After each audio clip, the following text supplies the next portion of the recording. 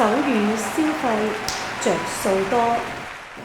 手語消費着數多。有人話聽障係睇唔到嘅障礙，就咁從表面睇，係好難睇得到聽障人士嘅需要或者困難。日常生活之中，聽障人士遇到好多唔方便同埋困難，原因都係因為社會對聽障人士嘅認識唔足夠，特別係唔認識聾人嘅語言手語。有見及此，我哋呢個計劃就希望可以推廣手語，喺社區裏面營造一個聾人友善嘅環境，鼓勵聾健之間嘅良好溝通。我哋計劃將會聯繫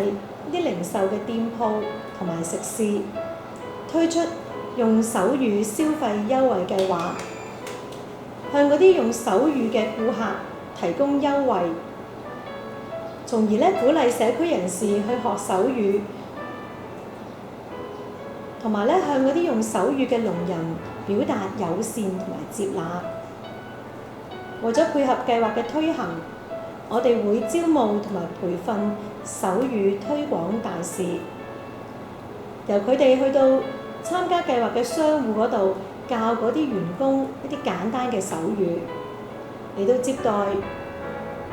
用手語嘅顧客。請大家多多支持我哋，憑我哋一票啦！多謝大家。